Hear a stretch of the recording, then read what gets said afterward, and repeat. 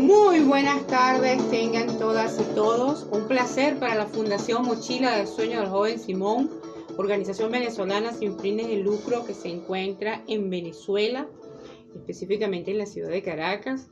Nosotros somos una organización que estamos dedicados a el abordaje formativo de diferentes comunidades, con especial énfasis las comunidades de niños, jóvenes y adultos que están dentro de la neurodiversidad, es decir, el trastorno del espectro autista, el trastorno por déficit de atención y sus familias. Nuestra función, objetivo estratégico social es llevar a cada vez más personas la mejor información, aportar también las mejores estrategias de enseñanza-aprendizaje para la mejor calidad de vida y el desarrollo de las personas que están dentro de estas condiciones neurobiológicas. De manera pues que Mochila de Sueños del Joven Simón es una organización que se dedica a formar, investigar y asistir a las familias que están dentro de la neurodiversidad, entre otros de nuestros programas sociales. Y estamos aquí hoy en Recreo Remoto 2020, cumpliendo un sueño, sintiéndonos muy orgullosos, muy honrados de haber sido seleccionados, de ser parte de este proceso que sé que con los años ha logrado alcanzar mayores niveles. Hoy en día se encuentran en diferentes países del mundo y esto va a generar transformaciones profundas a nivel global en estos procesos, estos necesarios procesos de enseñanza-aprendizaje en esta nueva realidad que nos ha tocado como planeta.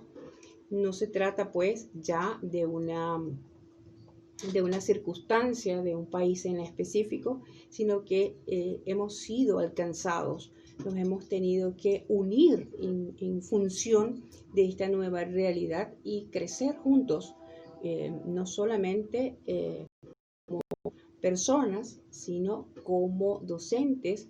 Hemos tenido que crecer como especialistas y reinventarnos, crear un mecanismo de reingeniería para afrontar esta nueva realidad como personas y como docentes. Bueno, sin más, quisiera conversarles un poco acerca de la neurodiversidad.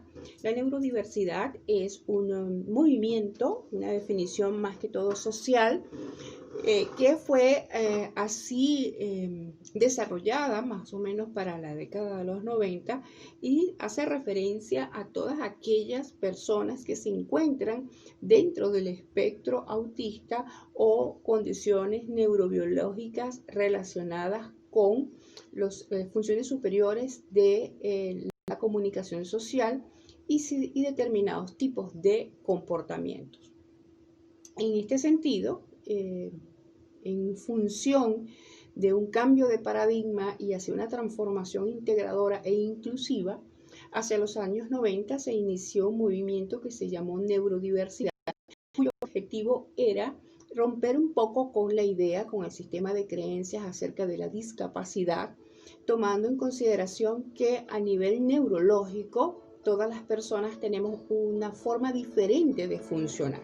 Entonces, ya no hablamos de discapacidad, sino que hablamos de esa diferencia de funcionamiento neurológico. Ya no hablamos de afectación, sino que hablemos de desafíos. Ya no hablamos de problemas, sino hablamos de retos vivenciales. Entonces, de alguna manera, este movimiento ha alcanzado a muchísimas personas, sintió una gran acogida en la comunidad de las personas que están dentro del autismo, por cuanto evidentemente todos sabemos lo difícil que es para los niños e inclusive en la edad adolescente, cuando se tiene alguna condición de este tipo que le hace ser distinto, pues se puede convertir en objeto de algún tipo de rechazo, algún tipo de acción, por decirlo menos. Entonces, digamos que al tratar de balancear esta visión acerca de la discapacidad, no, sino como una diferenciación de capacidades, de una diferenciación de posibles formas de funcionamiento, pues evidentemente les da la posibilidad a las personas que están dentro de esta condición de alcanzar mejores niveles de integración social.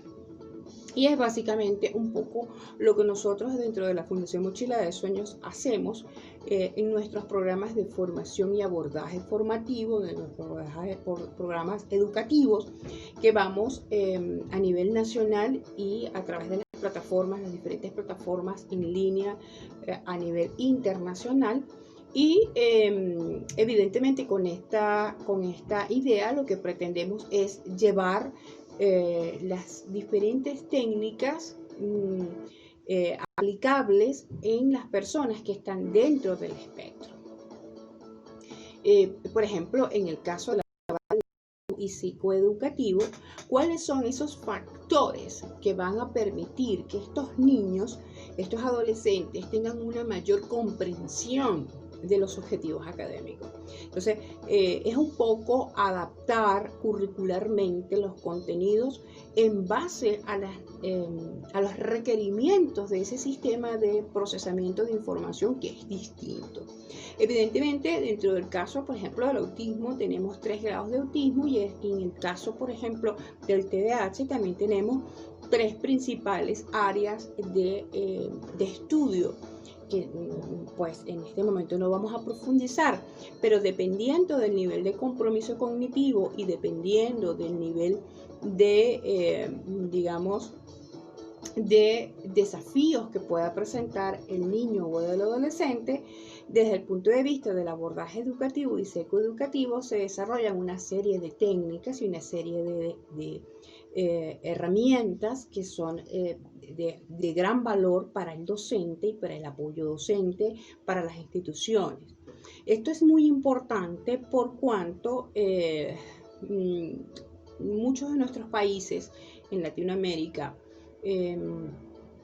nos vemos ante las situaciones de que tenemos de repente nuestras legislaturas o nuestras están, digamos, relacionadas o dependen de los factores del seguro, etcétera, etcétera, la calificación o la cualificación de la discapacidad, una serie de situaciones que son requerimientos necesarios también para la familia, por cuanto de eso dependen los recursos para ese abordaje. Entonces, digamos que empoderar a la familia como el cuidador primario de todas estas herramientas le permite además que podamos crear ese sentido de pertenencia y desde el punto de vista socioemocional, una familia empoderada, una familia que tiene conocimiento acerca de la condición, ya no es un paciente pasivo que va a una consulta a recibir un diagnóstico o a recibir unas instrucciones, sino se convierte en un paciente activo que aporta soluciones a la terapia.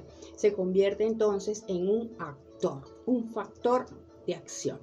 Y ese factor de acción es sobre el cual nosotros trabajamos en la Fundación Mochila de Sueños Joven Simón a través de nuestros programas TEASPI 3.0, a través de nuestros programas ACAR, a través de nuestro ciclo de formación, nuestros componentes docentes de Educatea 3.0, que es todo un compendio de educación, de formación, que encierra desde las destrezas y la capacitación hacia el profesional de la docencia o personas relacionadas con la docencia, como a la familia. Para nosotros es muy importante este proceso de integración, porque de ese proceso de integración van a depender de los verdaderos avances que podamos lograr en estos niños y en estos jóvenes. Es muy importante también, pues, evidentemente, el que esta información sea llevada a las comunidades. Una de las cosas maravillosas que ha logrado la comunidad Down, por ejemplo, es que al principio, los primeros años de lucha, en una era un poco más reciente, la comunidad Down presentaba la dificultad severa de que además de las condiciones per se que implica la misma condición, teníamos también las limitaciones sociales, ¿no? Entonces, estas limitaciones sociales parten del desconocimiento. Muchas veces en aula los agentes de mayor agresión no son los niños. Mucha gente dice, es que los niños son muy crueles. Y la verdad es que los niños no son crueles. Los niños son seres de aprendizaje, seres que están moldeando comportamientos y simplemente están copiando.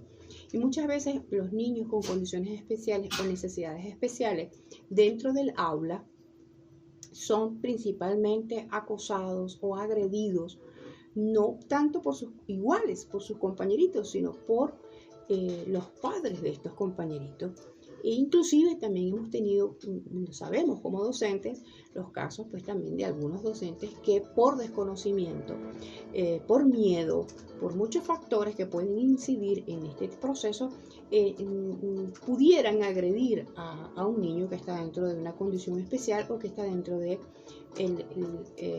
una discapacidad, por llamarla así, de manera tal que nosotros somos pues una organización que se ocupa de llevar a cada vez más personas y entre más lejos lleguemos y entre más idiomas conquistemos, pues mucho mejor, porque la idea es que cada vez se alcancen mayores espacios para que la gente conozca como un hecho natural, como parte de la diversidad humana, el hecho de que existe una forma diferente de funcionabilidad neurológica y que habrán personas que tal cual como una huella dactilar es completamente distinta a otra.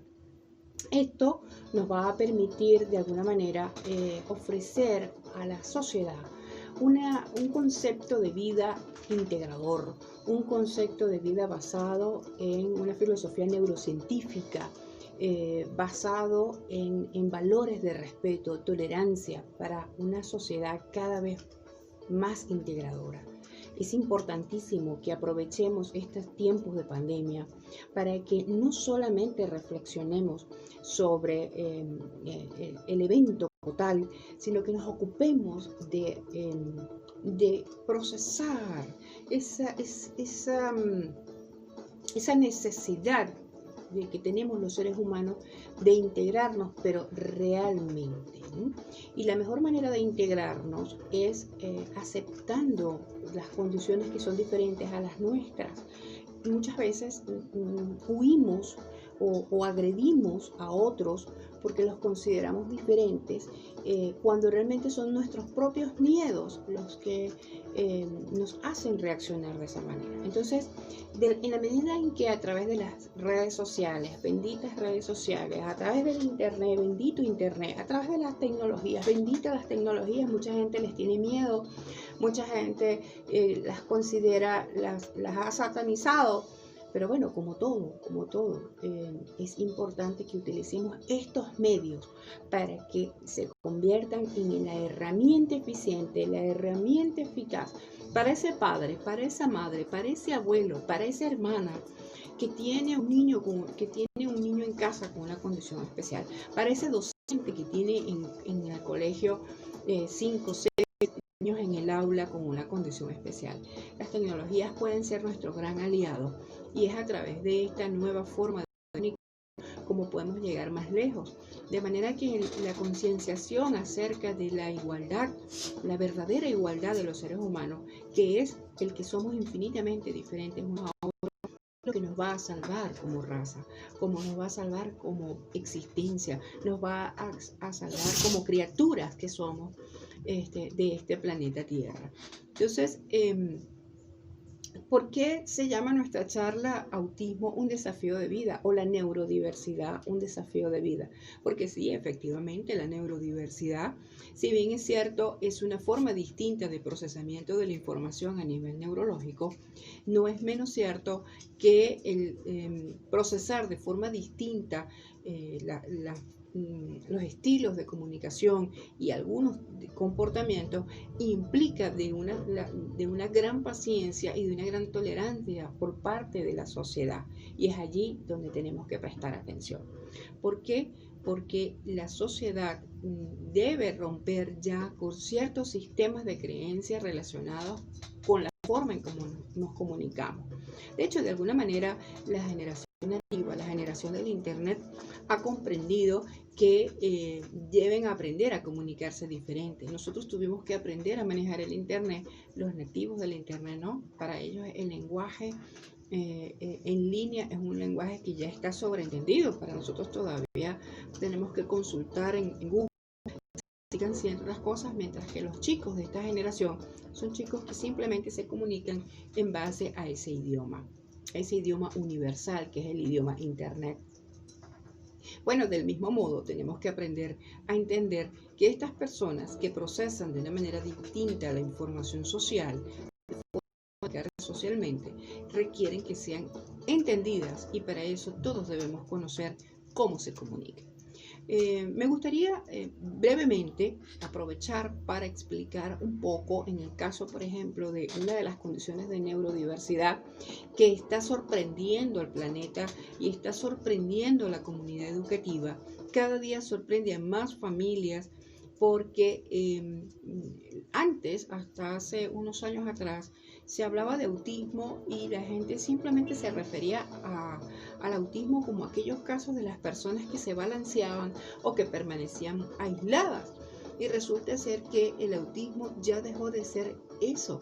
A través de las nuevas investigaciones, con las nuevas formas de difusión, hoy en día podemos descubrir, como nos los explica el DSM-5 y el CIE en vigencia 10 y por entrar el 11, que tenemos un gran espectro en la condición que hace que las personas que están dentro del autismo sean, primero, visualmente no son detectables. Una persona con autismo puede no presentar características físicas que evidencien algún tipo de diferencia, utilizando la palabra discapacidad. Esto hace un poco más complejo el trato con las personas en estas condiciones. Desde el punto de vista de esas características visuales, las personas que están dentro del autismo o que están dentro del TDAH u otra condición parecida a esta, pues no muestran características físicas, a diferencia, por ejemplo, de los casos de síndrome de Down.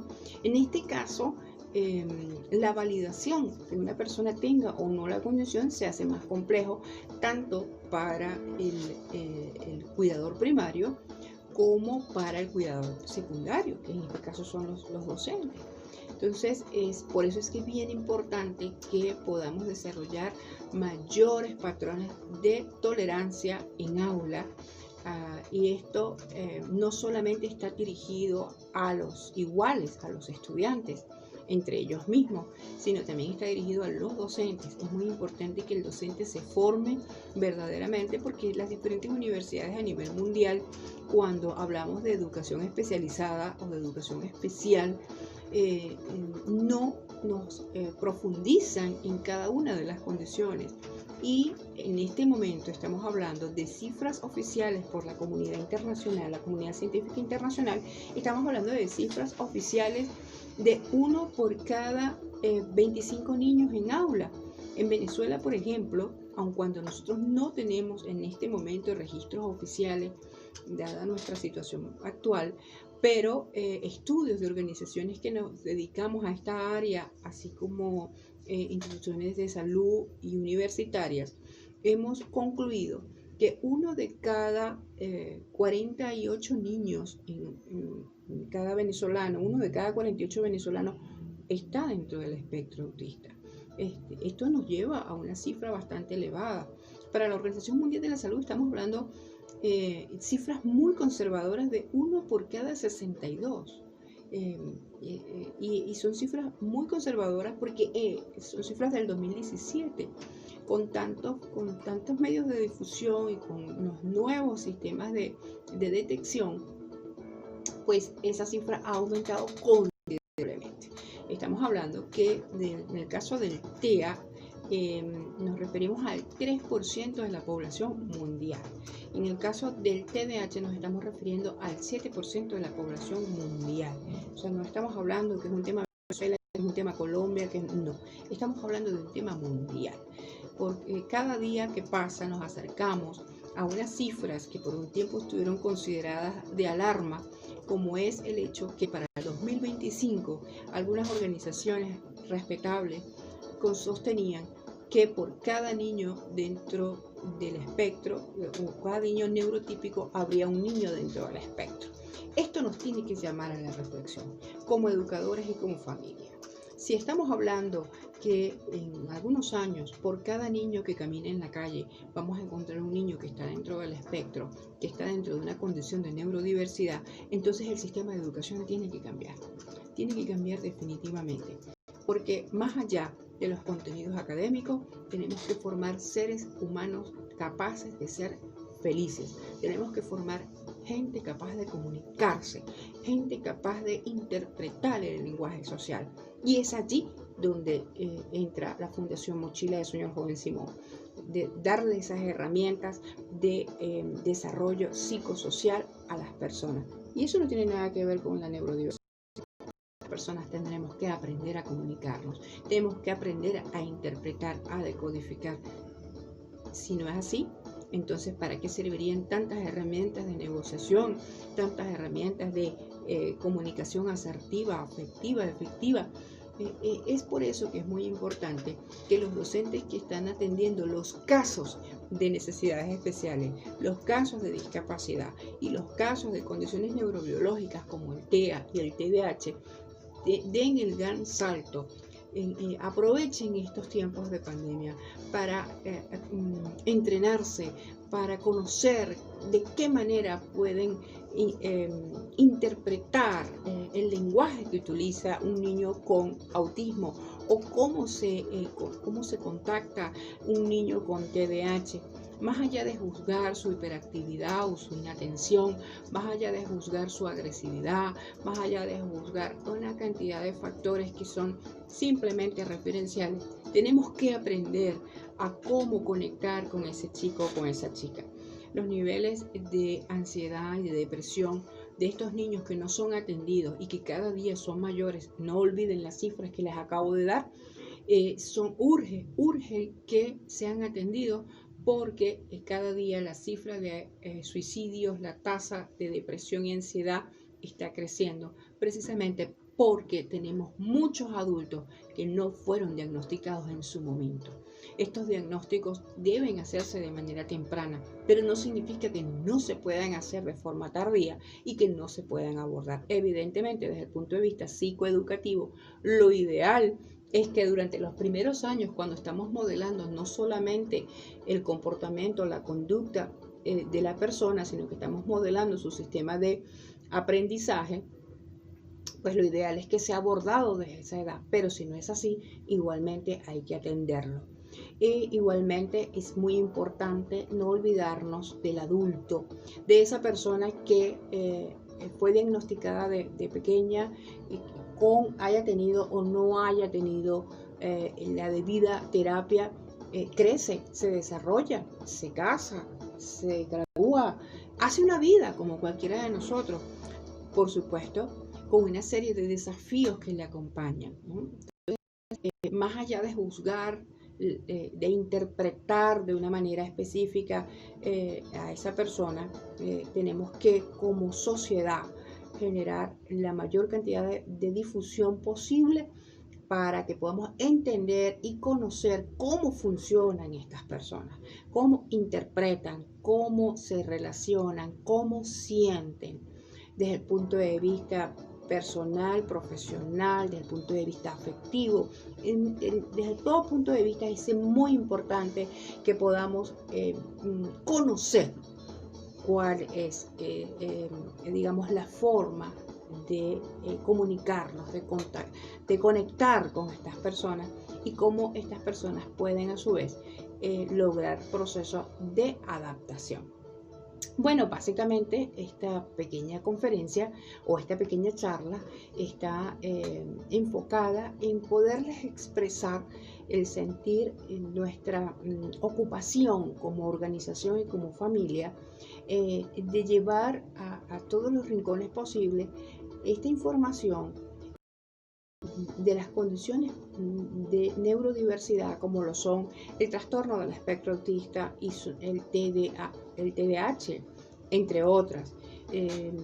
También nosotros procuramos el abordaje de las condiciones relacionadas con las dificultades de aprendizaje, que generalmente como un factor de comorbilidad forman parte, pues, de ese compendio de salud que es el TEA. Por ejemplo, el TEA en un 30% lleva una comorbilidad en el TDAH.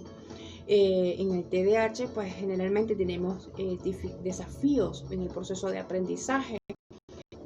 Tenemos dificultades como por ejemplo la dislexia, la discalculia, la disgrafia, que también son condiciones que están relacionadas y que generan muchísimo estrés y ansiedad en los estudiantes, sobre todo a nivel básico, y esa ansiedad, ese nivel de estrés genera trastornos de salud que se van complicando un poco más, y de allí podemos conseguir algunas patologías psiquiátricas ya un poco más complejas, ¿no? Y esto va incrementándose a medida que pasa el tiempo, por cuanto estas personas al llegar a la adultez pueden desarrollar personalidades con dificultades en su salud física y emocional. Bien, por otra parte nos gustaría conversar que es muy importante para la comunidad el hecho de que se entienda que la educación y la familia no son dos circunstancias separadas, son dos factores de acción que deben estar unidos, que deben ir de la mano.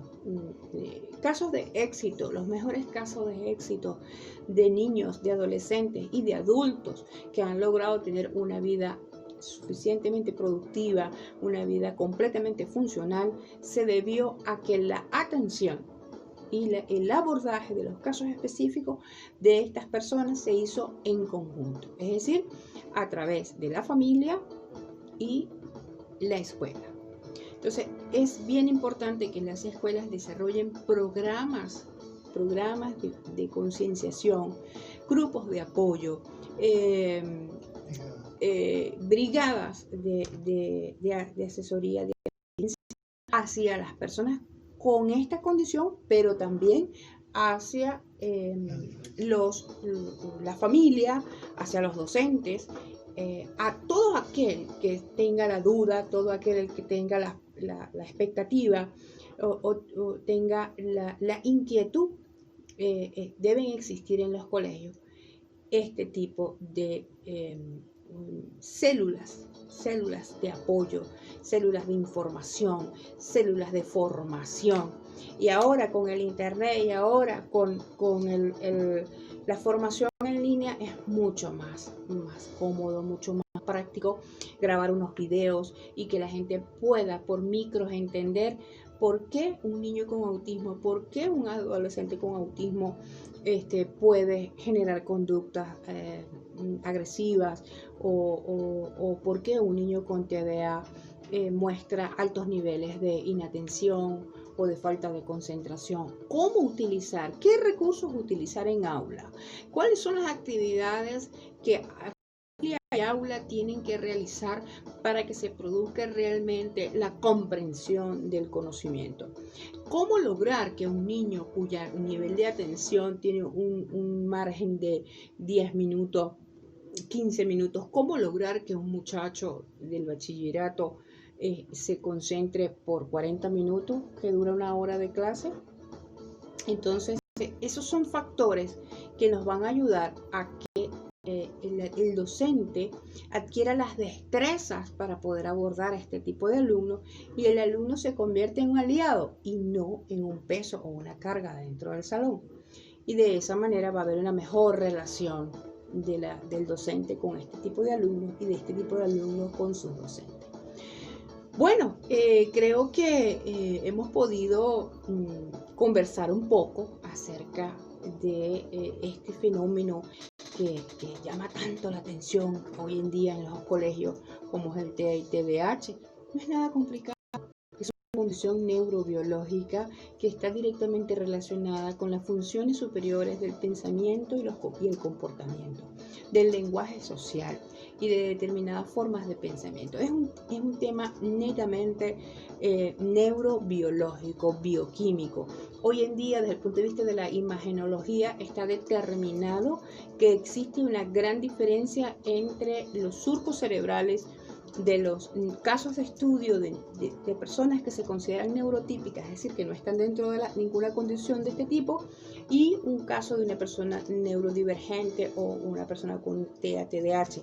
Cuando han evaluado esas imágenes, se han percatado que los surcos cerebrales son diferentes, que lo que se conoce como el charco, donde se produce la conectividad neural, que es la sustancia gris, la sustancia blanca, estas conexiones se producen más con mayor efectividad a través de la sustancia blanca que en la sustancia gris. Entonces, esto nos permite entender que no se trata, hemos tenido la experiencia de conversar con docentes que muchas veces nos dicen es que ese muchachito o que es muy malcriado o que es inquieto digamos que consideran que está relacionado con la crianza. Esto no tiene nada que ver con la crianza. Evidentemente, las normas, la estructura del lugar, la estructura del salón de clase es importante, por supuesto que sí, y siempre va a influenciar, pero hay una condición neurobiológica, es un hecho científico, neurológico, neurocientífico, comprobado. Una persona con TEA o TDAH morfológicamente tiene un cerebro diferente a la otra. Por consiguiente, no se trata de que sea un cerebro bueno o malo, simplemente es diferente y por consiguiente va a tener una funcionalidad distinta. Entonces es muy importante que el docente se prepare y entienda que aquí no se trata de que sea un muchachito malcriado, como en muchos casos hemos escuchado. Se trata de un niño que está dentro de una condición de salud que debe ser atendida, abordada, y que es una condición de salud que va a ser de por vida. Pero eso no significa que la persona que está dentro del espectro no pueda mejorar, por el contrario. Y también hay que tomar en consideración que depende de la complejidad y del nivel de compromiso cognitivo que tenga esa persona. Todavía hablamos de que en los casos de autismo hay un 70% que está relacionado con un retardo mental, pero no siempre es así. De hecho, el DSM-5 ahora nos habla sobre 3 niveles de autismo que están relacionados con la necesidad de ayuda hacia la comunicación social y ciertos determinados comportamientos estereotipados. Entonces, todo va a depender de, como les digo, del nivel de compromiso cognitivo y del nivel digamos, de la forma de abordaje. Y para eso es muy importante el diagnóstico verdaderamente asertivo. Nosotros siempre consideramos que las familias les recomendamos que tengan 2 o 3 segundas opiniones. Debe ser un abordaje completo, no solamente desde el punto de vista psicológico, desde el punto de vista neurológico, sino con todas sus baterías, sus pruebas, que deben realizar las personas que están certificadas para realizar estas pruebas. Hemos tenido casos a nivel mundial de niños que han sido diagnosticados solo con verlos en una consulta médica y eso no es posible. Para eso existen una serie de protocolos que se han establecido para el diagnóstico de cualquiera de estas condiciones. Entonces, un buen diagnóstico va a garantizar el éxito del abordaje, porque si un diagnóstico, si un niño es diagnosticado de forma errada, las terapias van a estar mal enfocadas. Es el caso, por ejemplo, del diagnóstico de las niñas. Uno de los problemas que se presentan dentro del diagnóstico de género es que las pruebas son elaboradas en base a los patrones, son pruebas que todavía se han hecho en base al género masculino, fueron estructuradas científicamente en base al género masculino, y sí hay una diferenciación en cuanto a el diagnóstico del género de las niñas. Muchas veces las niñas no son diagnosticadas porque naturalmente las chicas son más sociables, mayores niveles de comunicación y de adaptabilidad, y eso hace que de alguna manera se disfracen las características persistentes de la condición y pasa desapercibida. ¿Qué pasa? Que esa niña llega a la adolescencia presentando dificultades de aprendizaje, de concentración, dispersión, depresión, y de allí comienza un círculo vicioso con decisiones desacertadas, llega a la adultez y bueno, pare de contar. Son personas con dificultades en su calidad de vida, afectiva, laboralmente, en todos los sentidos. Entonces, esto no solamente es un tema de la infancia, no solamente es un tema de atender a los niñitos en el salón, es un tema de atender a ese ser humano que va a crecer y se va a convertir en un ser humano productivo, que va a compartir con usted y conmigo en una oficina, en un supermercado, en un transporte público. Es otra persona que va a estar allí y que dependiendo de cómo sea atendida, cómo sea abordada, va a mejorar su calidad de vida y la suya.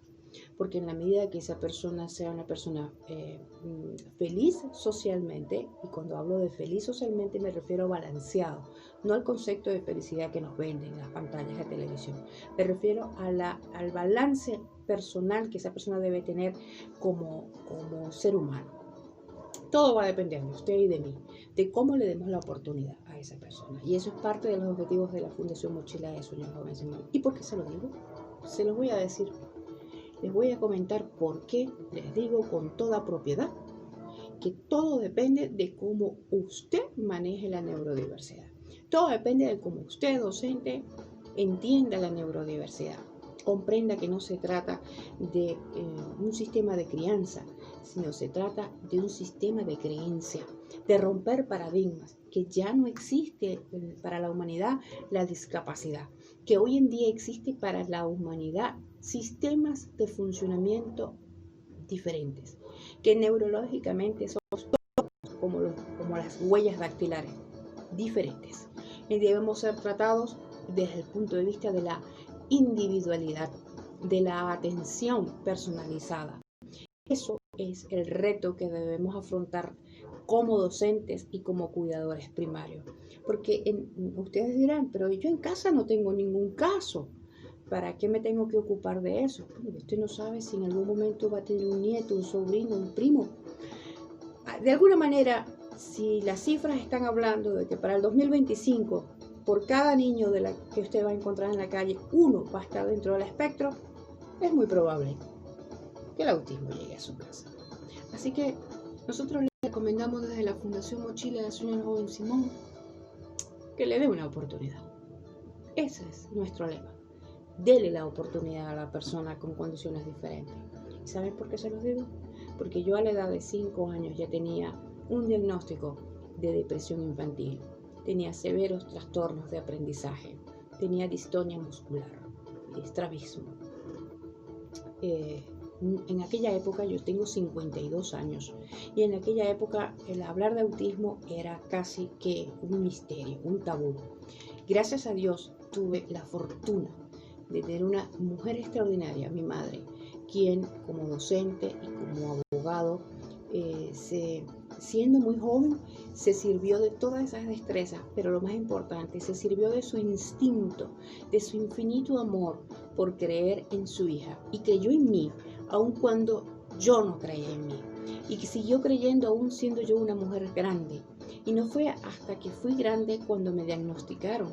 Si hubiésemos tenido los recursos cuando yo era más pequeña, incluso hubiese podido lograr muchísimas más cosas. Yo vengo de un autismo grado 2. Aunque ustedes no lo crean, a la edad de 5 años no hablaba y no hacía contacto visual con otros niños ni con otras personas.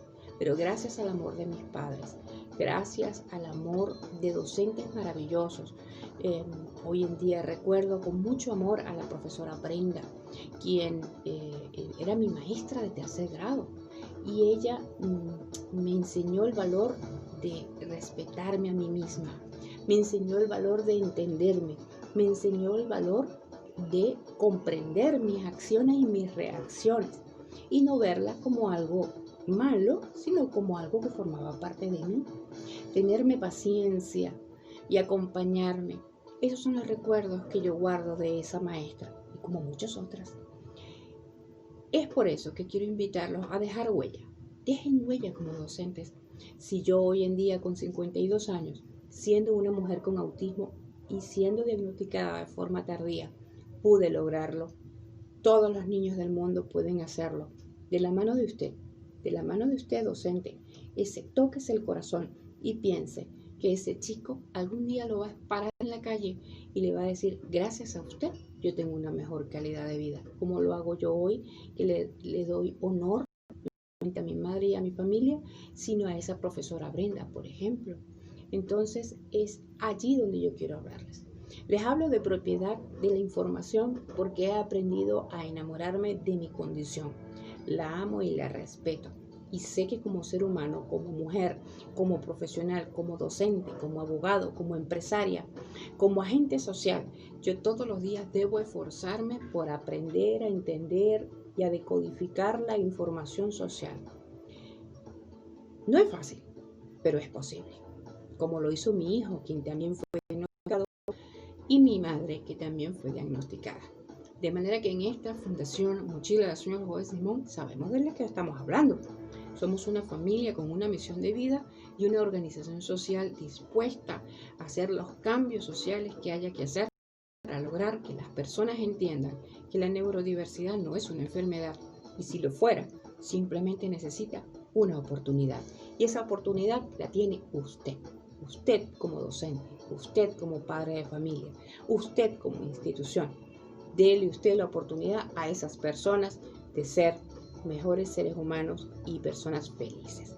Bueno, yo creo que por el día de hoy esta charla se hizo muy grande, pero acá en Venezuela queremos seguir todos los días dando un poquito de más.